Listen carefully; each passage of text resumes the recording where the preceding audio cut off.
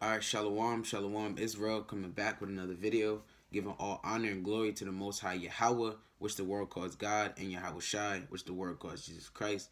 Shalom.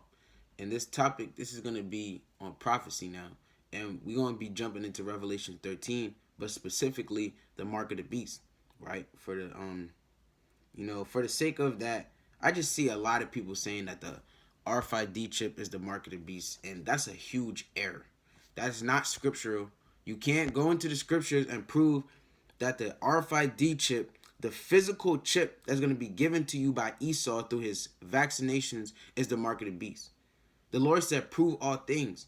And you cannot go into the Bible and prove for your life that the mark of the beast is a chip. Now, let me get a precept.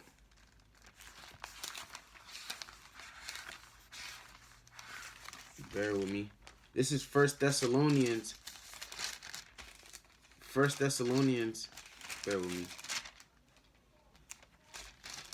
1 Thessalonians 5 and verse 21. And it says, prove all things, hold fast that which is good. So the Lord said, prove all things. So you jakes that never read the Bible, right? Some of you brothers never read the Bible. Some of you don't keep the commandments. A lot of you don't keep the commandments, right? And then some of y'all don't even know. Y'all can't even break down 2nd Ezra's, the 16th chapter, which is talking about martial law and all hell breaking loose. Y'all can't even break that down. Yet y'all trying to go into Revelation, the 13th chapter, and break down the mark of the beast. Y'all can't break down what the first beast is. Y'all don't know what the 10 horns represent. You don't know who the 7 heads are. You don't know who the leopard, the bear, and the lion are.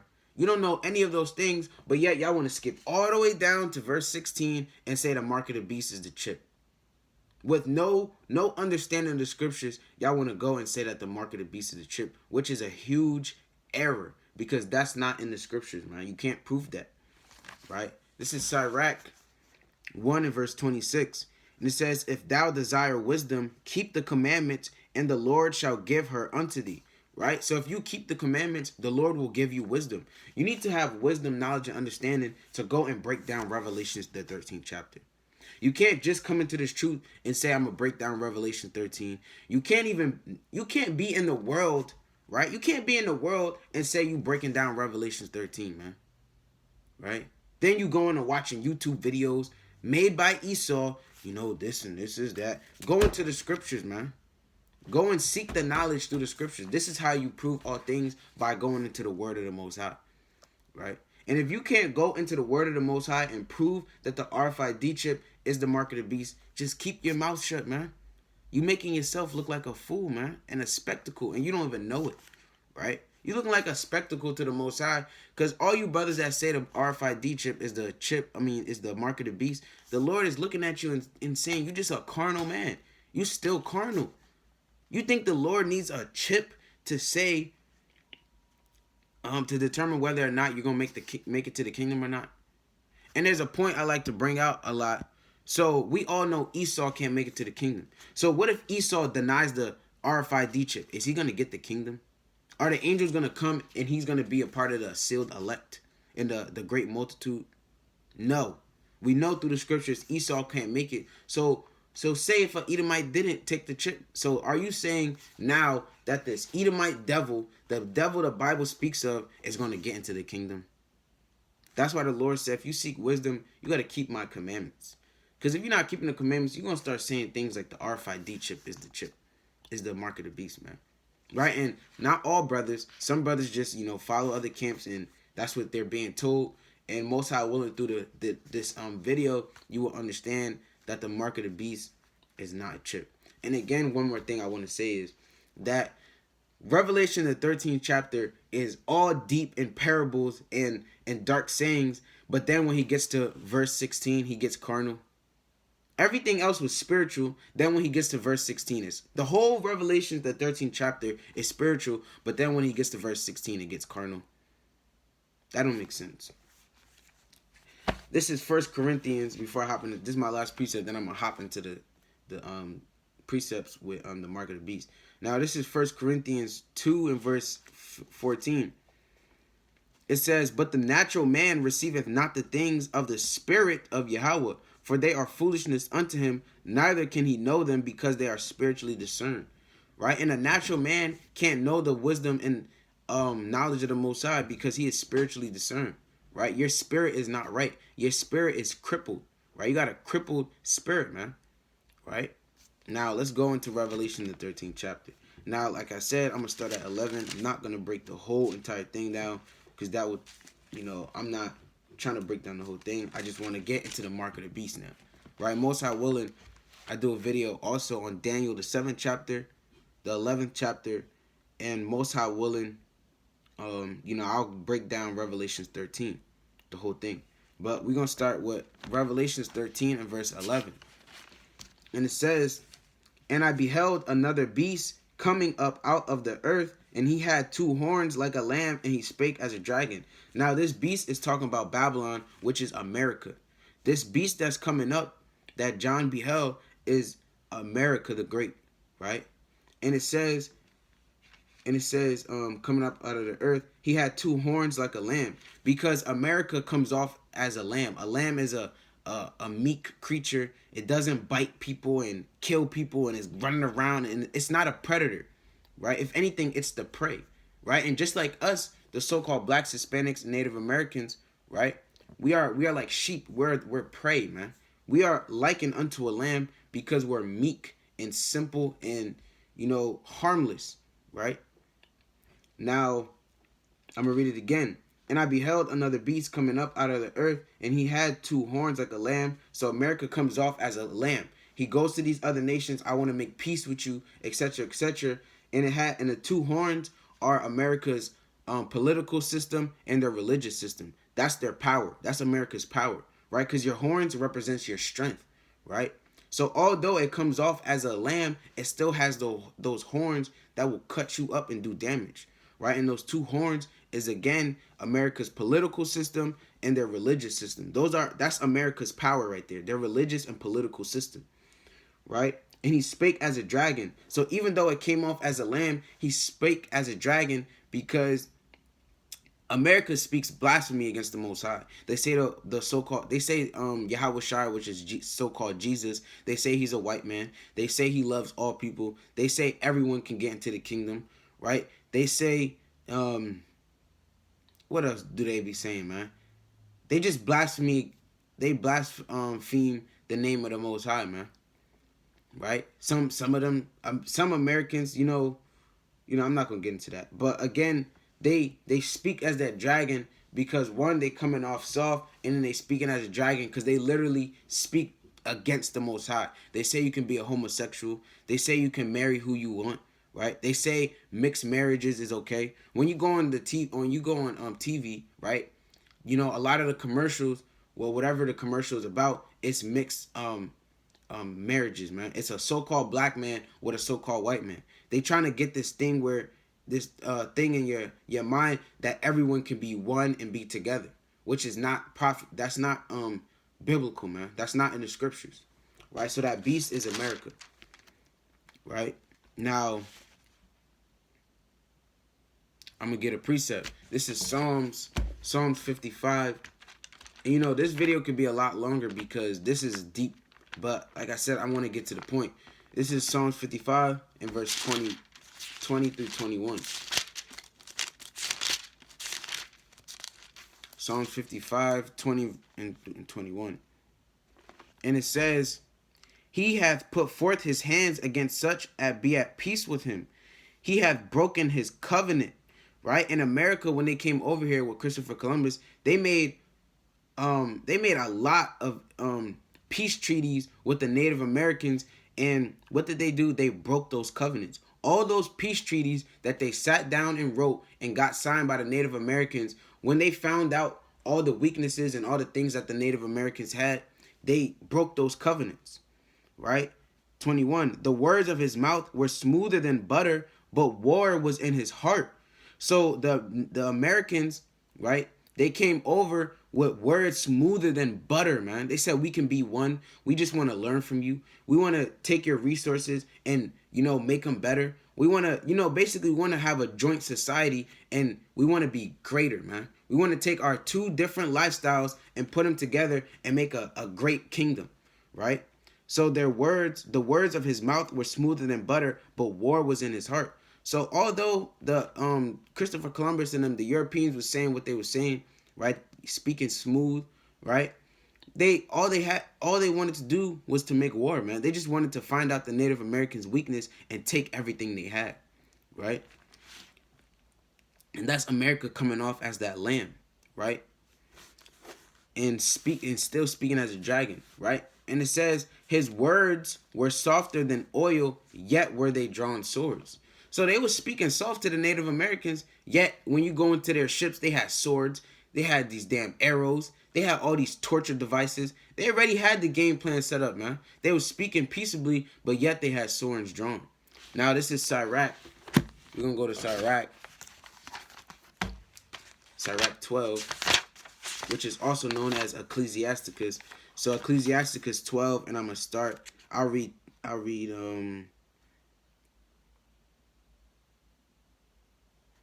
I'll start from 16. Actually 15. Stocky, I'll start at 16. And it says, an enemy speaketh sweetly with his lips, but in his heart he imagineth how to throw thee into a pit. Right? So when the Europeans came over, they were speaking sweetly with his lips, right? But in his heart he imagineth how to overthrow thee into a pit. So they were speaking soft and peaceably just so they can know and find out how to overthrow the Native Americans. How to throw the Native Americans off their game, man. They wanted to get the Native Americans off defense and put a Slacky. They wanted to take the Native Americans off defense and they wanted to put them in slouch mode, man. And slugger mode, right? That's what they was doing, man. Right? He will weep with his eyes, but if he find opportunity, he will not be satisfied with blood. And the Europeans, when they were slaughtering our people and killing them, that wasn't enough for them, man. They said, we need to rape your women, we need to take your children, and we need to make you slaves, and we need to make you slaves, and we got to make you work in your own territory, in your own land, man. So they wasn't satisfied with just the blood. Other men, right, they would just kill you and be good. Take your land and go about their business. But they said, no, we need to slay you. We need to shed your blood. And we need to take your woman captive. And we need to rape them. And we need to make you a captive in your own land, man. That's what they did. Right? And in 17, if adversity come upon thee, thou shalt find him there first. So when you in a time of trouble, man, the enemy, he going to be the first one there. Right? As soon as you trip and fall, there goes your enemy. Do you need help? He got the Band-Aid ready. He got the alcohol. Mind you, he the one that set the damn rock there for you to fall on. So he got everything prepared so he can nourish you and you will trust him, man. You will start to trust him. Right? Just like in Puerto Rico, man. Right? With the earthquakes.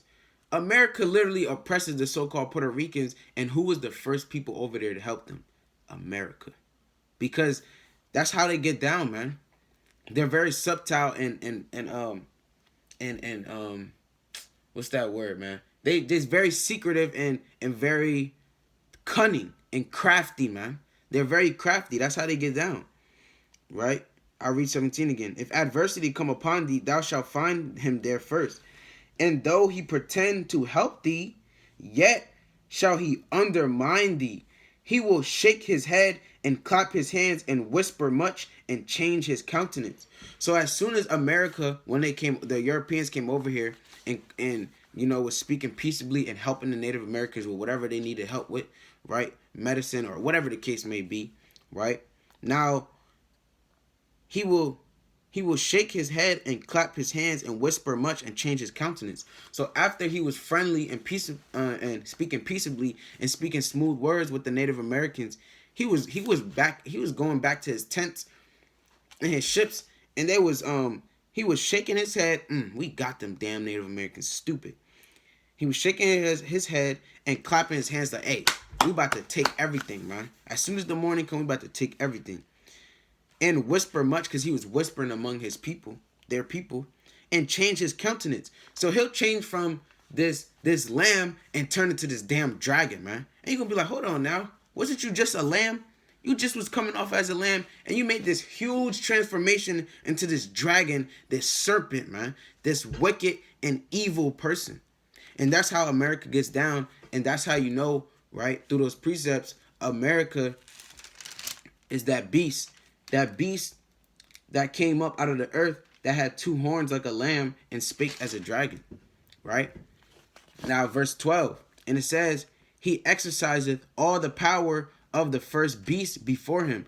Now, the first beast with the 10 horns and the 7 heads being Greece, Rome, Russia, Spain, Germany, Great Britain. Who else I didn't say? And I believe I didn't say Greece, but I'm going to try to say it again. So it's Greece, Spain, Rome, France, Germany, Russia, Great Britain, right? I believe I covered them all. That's the 7 heads, right? That's the 7 heads, and the 10 horns is the European Union, right? Because when the European Union was first established, they had 10 countries, right? Other countries consisting like Denmark. Denmark was in there. Damn, it escapes me right now, Slovakia. But you can look that up. You know, the European Union would be the 10 heads because, again, the European Union was established off of these 10 countries, right? These 10 European nations, right? And then the crowns that's upon their head, it stands for their kingdoms, right? Because they had dominion. Now, I'll read this again, verse 12. And he exercises all the power of the first beast. So America exercises all the power of the first beast. Because you notice Rome was destroyed, right? We also going to get into that. Now, I'm going to read it so I don't have to break it down twice. And it says, and he exercises all the power of the first beast before him, and causeth the earth and them which dwell therein to worship the first beast, whose deadly wound was healed. Now, the first beast, one of the heads consists of Rome. Now, Rome was destroyed. That great civilization, that's that deadly wound that was healed. Because Rome was destroyed, and Rome's wound was healed because America picks up all the philosophies and ways of life off of the Roman Empire, right? With their democracy, right? You know, their way of life, the entertainment, the basketball world. Not the basketball, but I meant to say the sports world, right? You go to these arenas, you look at the arenas back then, and you look at them now, they're the same. They're the same, just now there's electricity in the arenas, right? Just like with football. Football is literally a gladiator sport, man. You putting on the gear and you hitting each other, and it's just a gladiator sport. And you go back to them doing that in ancient Rome, right? All these things that Rome has done in the past, America is applying it to their way of life. Even the agriculture, man, their buildings, right? You go to the White House. You look at the White House and you look at these ancient Roman buildings. It's exactly the same, man. It's the exact same. You go to these post office, they got the same buildings, man. So Rome's deadly wound was healed when this beast came out. This second beast came, which is Babylon, which is America. This beast came and healed that deadly wound because they applied all those Roman ways of life to their way of life, right? Down to the oppression on the Israelites, everything. They applied it to themselves, and that first beast deadly wound was healed. Verse 13, he doeth great wonders, so that he maketh fire come down from heaven on the earth in the sight of men. And that fire is talking about is their heat weapons. You know, they got heat seekers. They got what I want to call them? Heat rays, right? They got ICBM missiles, right? Don't those things go in the sky and fall down and rain fire upon the earth, man? They explode, right? And what do you think comes out of it? A fire.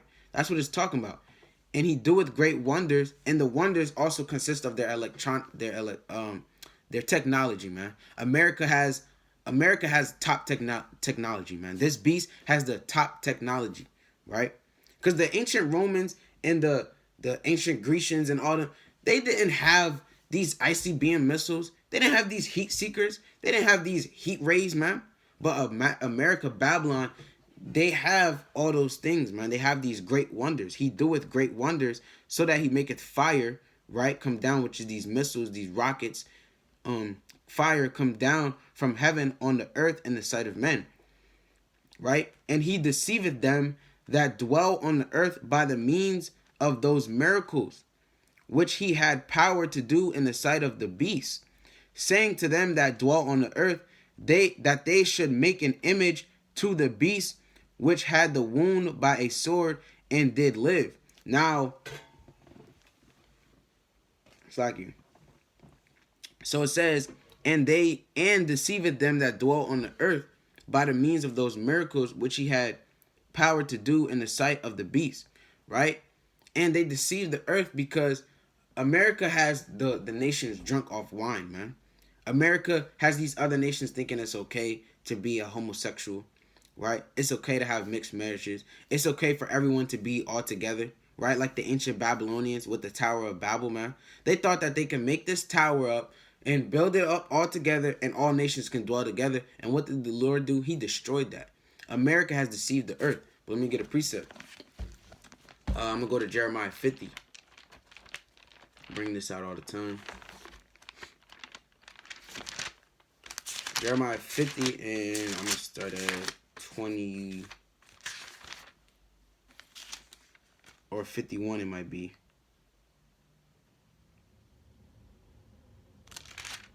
No, 50. Jeremiah 50, and I'll start at 21.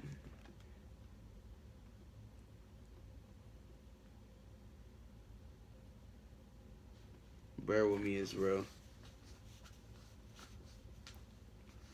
Jeremiah 50.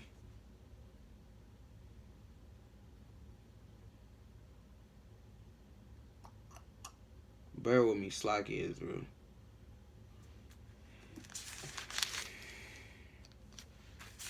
It might be 51 though.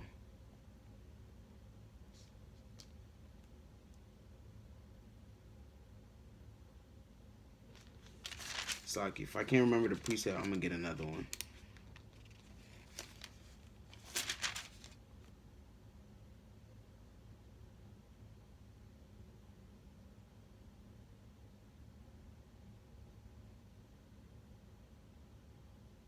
Slacky. Oh, so it's Jeremiah 50 and verse 14.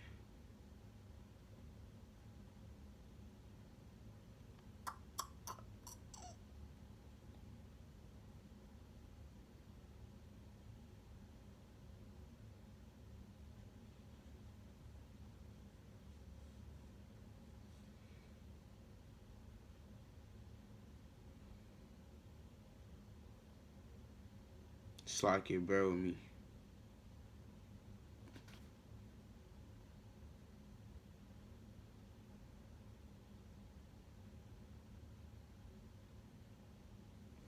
I don't want that precept. Let me get another one. I'm gonna get Isaiah 25 and 7. Slacky.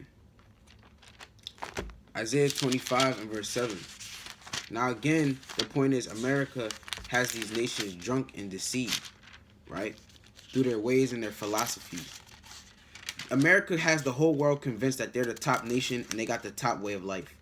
Everyone wants to come to America for their education. Everyone wants to come to America to make it big, man. If you want to make it big and you in India, you're going to come to America. If you want to make it big and you live in Russia, you're going to come to America. If you want to make it big and you live in damn Africa, you're going to come to America, right? So Isaiah 25 verse 7. And it says, and he will destroy in this mountain the face of the covering cast over all people and the veil that is spread over all nations, right? So the Lord said he's going to destroy that veil and covering that's put upon all these nations. And this veil is put upon these nations by the Babylonians. The Babylonians got the whole world convinced through their power and their great wonders and their technology that they have the top way of life and that to be like America is being great and that's how you should be, man. They have these nations deceived, right? That they should worship the beast. Because America, ultimately, like I said, they healed that deadly wound of that beast by taking all of their ways and applying it to their way of life. So through America's philosophies and their ways, they have the nations and they make the nations believe in the image and worship in the image of the first beast. Right? Let me go back to Revelation 13. And it says, verse 15, And he had power to give life unto the image of the beast, that the image of the beast should both speak and cause that as many as would not worship the image of the beast should be killed. Now, Slocky, right? Let me read this over. So this is Revelations 15, 13 and 15. And he, the beast, and he had power to give life unto the image of the beast. Now the image is not an actual image. It's not a drawing, and it has a beast. It has the lion, the leopard, and the damn bear claws, and the damn 10 horns, and it's a dragon head. That's not what the image is. It's like, that's not what the image is. The image is what you stand for, right? Your way of life, right? Your character, right? If say I was me, right? And then there's another brother, and this brother isn't the truth, right? And he cursing up a storm. He's saying F the Most High. I'm going to say, brother, you messing up your image, man. You messing up your image, and you messing up the image of the Most High. Because with your character and the things that you're doing, you know, you're portraying this image, right? This wicked and off spirit image, man. So that image is their character and their way of life. That the image of the beast should both speak, right? And when it speak, it's not, the image isn't really talking, it's talking through its actions, right? When you show somebody your image speaks through your actions, right? You make your image speak by the things you do and the way you carry yourself. And cause that as many as would not worship the image of the beast should be killed. And if you don't get down with the ways of America and this beast, you will be killed, man. Right? You take it back to slavery. Some of the slaves didn't conform to the ways of America, and they got killed, lynched, and burned alive, man. And we're gonna get a precept in Second Maccabees, to show you that if you don't conform to their ways, you are killed, man. You get put to death. 2 Maccabees 6 and verse 1. And it says, sorry, I'm on first. 2 Maccabees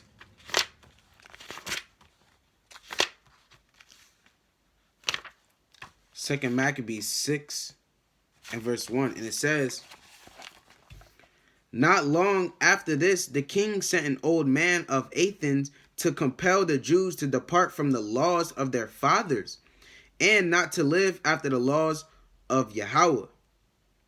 Right? And I'm going to skip to verse 6 to get to the point.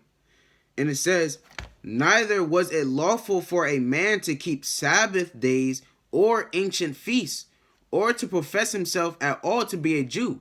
So in this time under Alexander the Great, right, under the Grecians, right, it was Grecians, Slakia, it was not lawful for you to call yourself a Jew. Me, say I'm a Jew, right, because I am a Jew, right? If I was walking around saying I'm a Jew, it wasn't law in those times. It wasn't lawful, man. It was according to their law system, it was a sin, right? It was off to call yourself a Jew in their society, right? And in verse 7, and in the day of the king's birth, every month, they were brought by bitter constraint to eat of the sacrifices. And when the feast of Bacchus was kept, the Jews were compelled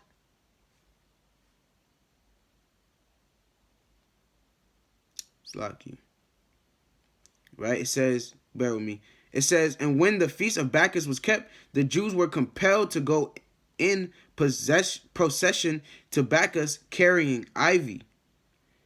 Right? Moreover, there went out a decree to the neighbor cities. Bear with me.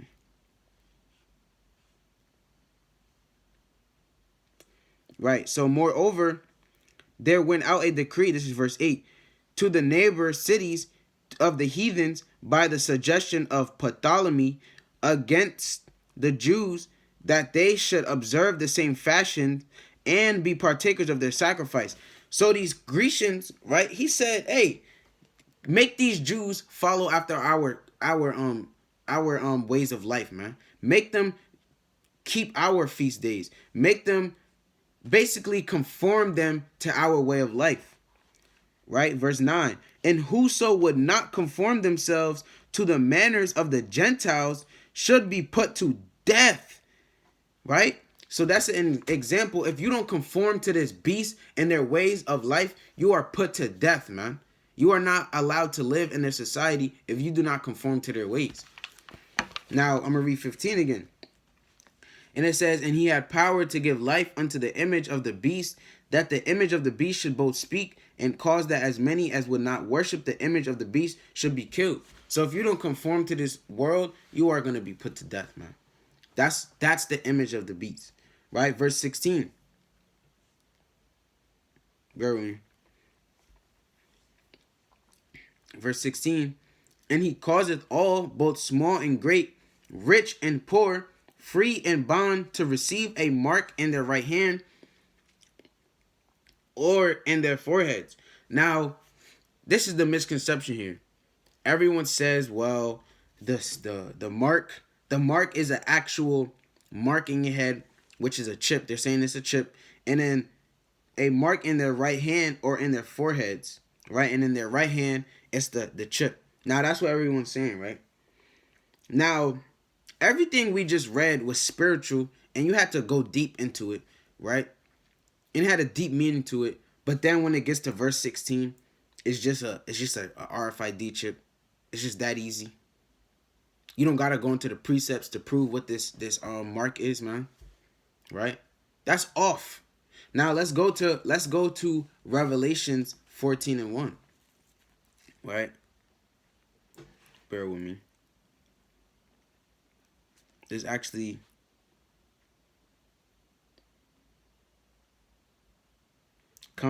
So let's go to Revelations 14:1. And Slaki, I wanted to use my blue letter, but I'm using my phone, so I can't. So this is Revelations 14:1, right? We're going to go to the very next chapter, the first verse. And it says, and I looked, and lo, a lamb stood on the Mount Sion, and the lamb is Yahushua. And with 144,000 having his father's name written in their foreheads. So you mean to tell me that the 144,000 is going to have Yahweh's name written in their forehead? So you're going to be able to say you cut their head open, you rip this open, and then you're going to see Yahweh, right? You're going to see Yahweh in their foreheads, man. You have to understand, the Bible this is not literal, man. These things are dark sayings. Let me get a precept. Let's Hosea 12:10. Because we about to cut that doctrine up, man. The RFID chip is not the mark of the beast. Now, it's a sin to get the RFID chip because that's making a cut in your flesh, but that is not the mark of the beast, man. That is carnal. Right? This is Hosea 12 and verse 10. And it says, I have spoken by the prophets, and I have multiplied visions and used similitudes by the ministry of the prophets. So the Lord uses similitudes, man. It's not just straightforward, especially Revelation. There's nothing about Revelation that's freaking carnal. Everything is spiritual and deep. You have to have knowledge and wisdom and understanding to understand Revelations, right? So this mark in their right hand or in their foreheads, it's not a literal mark, right? Because again, when you go to verse 14, it says having his father's name written in their foreheads. Is Yahweh's name literally going to be written in their foreheads? And if you think that, that's off. That's off because the Lord is not a carnal man. Let's get Revelation 7:3, man. We about to shut this down. This RFID chip thing down. This is Revelation 7 and verse 3. And it says, saying, hurt not the earth, neither the sea, nor the trees, till we have sealed the servants of Yahweh in their foreheads. Right? So are they going to be sealed literally in their foreheads? Is there going to be a seal on their foreheads, man? It's spiritual, man. Right? That seal is talking about your belief in the Most High. That's the seal. If you believe in the Most High and you keep the law, statutes, and commandments, that is the seal that is in your forehead. It's not a literal seal. The angels are not going to come down and write a damn seal on your forehead that everyone can see. And then they're going to be like, okay, that's the Lord's chosen, right? Because he has the seal on his forehead. That's not what's going on here, right? Now, the meaning of the word seal, right? You can use the blue letter. The strong is G4973. And it says the meaning of the word seal, by implication, the stamp impressed as a mark of privacy or genuineness, right? And what's private? What's private about what is private about you going and sitting down and Esau got a gun to your head and forcing you to sit down and take a RFID chip, and that's the mark of the beast, right? What is private about there being a line to get the RFID chip? Everyone knows you getting it. So that seal is no longer private. It says as a mark of privacy or genuineness. So this RFID chip, there's nothing private about that, right? And then it says the seal literally or figuratively, right? And we know it's not literal because the Lord is not carnal, man. The Lord said the natural man will not receive the things of the Most High, right? So if you natural and you come in with a natural interpretation like the RFID chip being the mark of the beast, which that doctrine comes from the Christian churches, and we know Christianity is false doctrine and false ideology, and it's blasphemy against the Most High, man. So what makes you think that this Christian doctrine is according to the scriptures, man? Now we know it's figuratively because we just read that the Lord speaks in similitudes, man. Right? He uses similitudes, right? And he doubles visions.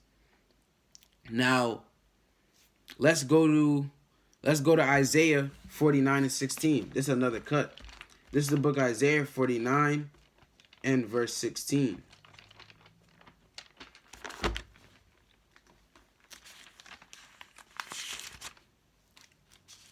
Isaiah 49 and verse 16. And it says, behold, this is the Lord. Behold, I have graven thee upon the palms of my hands. Thy walls are continually before me. So the Lord said, behold, I have graven thee, which is talking about Israel. Behold, I have graven thee upon the palms of my hands. So did the Lord literally, up there in the heavens, the Lord has Israel engraven in his hands? Didn't he say it's a sin to make cuttings in the flesh? So you mean to tell me he ripped open his flesh and he has Israel inside his flesh, that he covered it back up? Are you serious? This seal and this mark is not literal, man. These things are figurative, right? Now, to show you what the word seal means, this is Strong's G11 and 25. This is the blue letter I'm using, right? And it says word write, to grave, especially to write figuratively. So this is figurative. He's figuratively saying I have graven them upon my hand, man. Meaning that I always remember you, and with my works, I show that I remember you with my works, man. With my law, statutes, and commandments, right? With the mercy that I give to you, Israel. That's how you're graven upon my hand, because I will never forsake you. That's what that is talking about, right? Now let's get Deuteronomy 6 and 7, right? To show you that in Revelations, the 13th chapter, in verse 16, where it says a mark in their right hand or in their foreheads, is talking about your works and your belief in the Most High. Now this is Deuteronomy 6 and 7.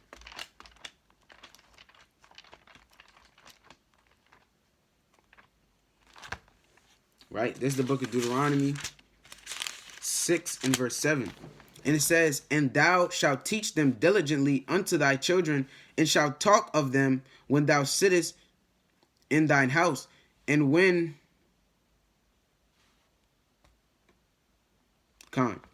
So I'll read it again, verse 7. And thou shalt teach them diligently unto thy children, and shalt talk to them when thou sittest in thine house, and when thou walkest by the way, and when thou liest down, and when thou risest up, and thou shalt bind them for a sign upon thine hand, and they shall be as frontlets between thine eyes. And thou shalt write them upon the posts of thy house and on thy gates. Right? So it says, be as frontlets between thine eyes, which is your forehead, right here.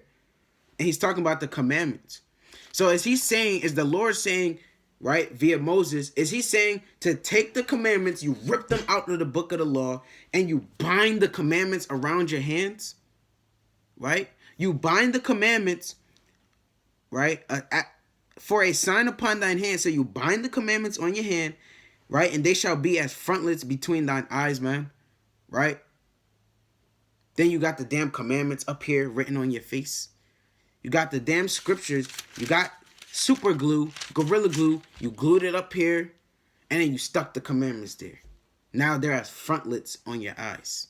So you always see the commandments, and then they're binded on your hands. This is not literal, man. It's talking about, meaning you keep it in your mind. You keep the law, statute. You teach the commandments to your children, right? And you keep the commandments in your mind, right? And bind them upon your hand, meaning your works, right? Because with your hand, you look, say I'm thinking about buying KFC, right? I think it in my mind, and then with my hand, I take the money out and I buy and I receive the KFC, right? So that's me using my mind, right, to think upon the KFC. It's on my eyes, on the frontlets of my eyes. Then I bind my thoughts on my hand, right?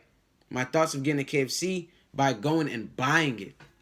It's not literal, right? That's not literal at all, man. It's literally just saying keep the commandments in your mind and keep them on your hand, figuratively talking about do them. Use the commandments, right? Keep my law, statutes, and commandments. This is Exodus 13:9. And if you don't understand that the mark of the beast is not an actual trip after this video, then you just spiritually discern. That's all. This is Revelations 13:9. I mean, Slakia. Exodus 13:9. And it says, bear with me. Oh, Slakia. Wrong book. Exodus 13 and verse 9.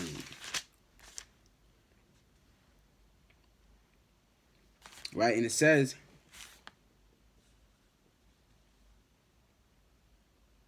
I'll start at 8. And thou shalt show thy son in that day, saying, this is done because of that which the Lord did unto me when I came forth out of Egypt. And it shall be for a sign unto thee upon thine hand, and for a memorial between thine eyes, that the Lord's law may be in thy mouth. For with a strong hand hath the Lord brought thee out of Egypt. So when the Lord, I'm going to start from the bottom. When the Lord brought us out of Egypt, right? When he brought us out with a strong hand, did he actually use his hand? He used his works, man. The hand represents his works. He used his marvelous works and brought us out of Egypt. He didn't literally stretch down his hand and pick us up out of Egypt and put us in the wilderness, man. He didn't do that. He did it by his works, man. That's what the hand represents. The hand represents your works, right? And then I'm going to start at 9. And it shall be for a sign unto thee upon thine hand, right? So you're supposed to remember it by keeping the commandments. And for a memorial between thine eyes. And you're supposed to remember to keep the commandments, that the Lord's law may be in thy mouth, so that you can speak it and do it, right? For with a strong hand hath the Lord brought thee out of Egypt. So that's what the hand represents, man. Right? Let me get another precept. Let's get Song of Solomon.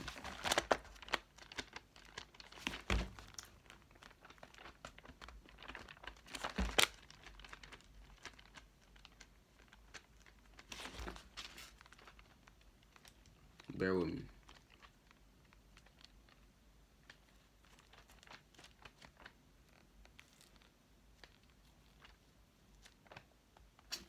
Slack is, bro.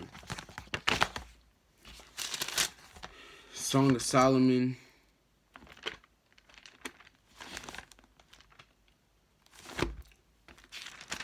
We're going to go to Song of Solomon 8 verse 6.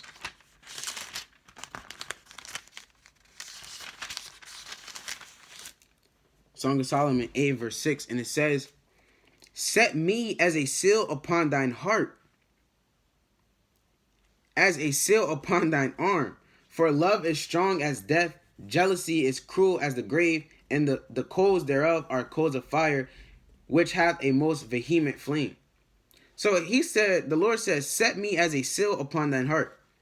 So does that mean you go up to the heavens and you grab Yahweh Shai and Yahweh and you open up your chest, you rip it open, and you set them as a seal upon your heart, man? And then as a seal upon thine arm, and a seal upon thine arm, you taking them, and then you put in Yahweh in your heart, and then you taking Yahweh Shai and you ripping open your flesh and you stuffing him in there, and then you sewing your arm back up, and then Yahweh Shai is as a seal upon your arm, and Yahweh is as a seal upon your heart. That's not what that's talking about. It's spiritual, man. Set me as a seal upon thine heart, meaning keep my commandments. Remember me and keep my laws, statutes, and commandments. Do the works, right? Remember to do the works. Meditate on the works. And as a seal upon thine arm, meaning do the works, right? Again, you use your arm to do things. You use it to do things. You use your arm to do the things that your mind was thinking about. So when you think about the law, statutes, and commandments, and you remember the Most High, you use your arm and you do it via your works, man. That's what that's speaking about. All right, let's get Proverbs 7:1.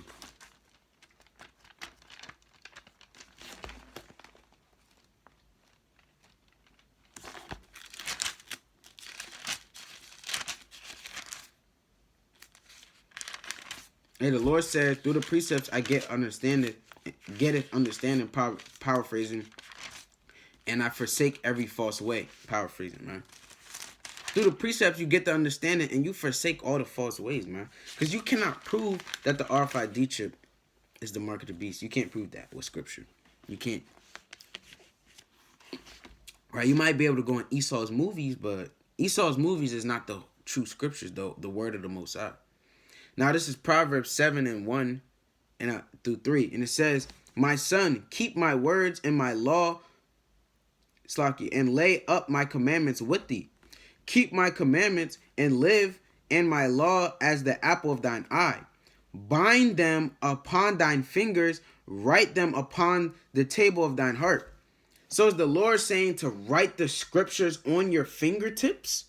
Is that what the Lord is saying? Is the Lord saying to get a pen and write the damn commandments on your fingertips? Or is he saying to remember to keep my law, statutes, commandments and do my commandments? Do my commandments.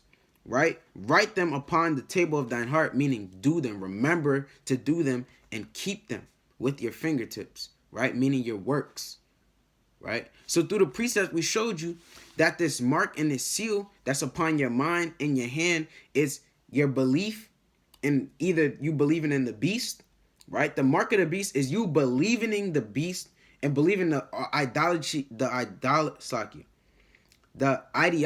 of the beast. And then the mark in your hand is you actually doing and worshiping the beast with your works, man. You worship the beast with your works by forsaking the Most High, by not keeping his law, statutes, and commandments, and loving every false way. Thinking that it's okay to be a homosexual, right? Thinking it's okay to profane the Sabbath, not even keeping the Sabbath. That's the mark in your hand.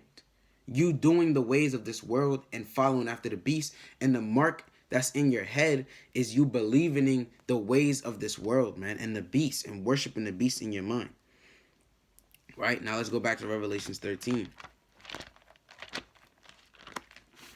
This is Revelations 13 and verse 17. And that no man might buy or sell, save he that had the mark or the name of the beast or the number of his name. Now these things are all the same thing. Right? These are all one and the same. And it says, and that no man might buy or sell. Now, this is not talking about actually buying and selling things, man. Because y'all saying, oh, the mark of the beast got to be the RFID chip because you can't, if you don't get it, you're not going to be able to buy and sell. And that's not what this talking about. This buying and selling thing that I'm speaking of is not a literal buy and sell, man. It's meaning that the buy and sell, meaning you won't be able to unlock certain things in this world. You won't be able to do certain things if you don't conform to the ways of this world, man. Right? We're going to show you that. We're going to go to Matthew 25. Matthew 25. Now, Matthew 25 is a parable talking about the virgins that kept their lights burning, and then the ones that didn't. Now let's see something real quick. Let's see if this buy and sell is literal. Now this is Matthew 25 verse 9. Right? I'm not going to read the whole parable. I told you what it's about. You can go and read it on your own. But the wise answered, saying, not so, lest there be not enough for us. So the virgins that didn't keep the light flickering, they came to the wise men and was trying to, get understanding from them and, get help from them, counsel from them. Verse 9. But the wise answered, saying, not so, lest there be not enough for us and you. But go ye rather to them that sell and buy for yourselves. So is it saying to literally go to the people that's selling? Is there people out there selling this wisdom? Is this wisdom? Can you sell this wisdom and then buy it from them? No, man. That's not what it's talking about. It's meaning you go to those that's preaching the word. Us, the prophets that's going out there and preaching the word, those are the people that's selling it. They're selling it by giving it to you, man. And it's a free sale. It's everything 100% off. Right? That's the sell, man. And we giving it to you freely and we showing you what you got to do to receive salvation. That's the sell. Right? And in the buy, you buying it by acquiring the knowledge. You're receiving the knowledge. You taking in the knowledge, you're buying it, man. That's what that's talking about. Let's get Proverbs 23 and verse 23. This is my last precept on this. It's not hard. It's common sense that the mark of the beast is not a chick. Right? But some brothers, out of sincerity, they just ain't know. So we going through the precepts and showing you. Now, this is Proverbs 23 and verse 23. And it says, buy the truth and sell it not. Right? Also, wisdom and instruction and understanding. So is the Lord saying, buy the truth? Literally buy it? He's meaning go buy it by going out there and acquiring the knowledge. Read. Seek the Lord and read, man. Go to the prophets and ask them of the Most High through the scriptures, right? Tell them to show you what's going on, right? Show you how to live your life. That's how you buy it, right? And sell it not, meaning don't get rid of it. Don't lose it, right? That's what it's saying, man. So that buy and sell, the buy is you acquiring the knowledge and you selling it, right? Is getting rid of it, man. Right? Now, and also giving it to others, right? That's the buy and sell.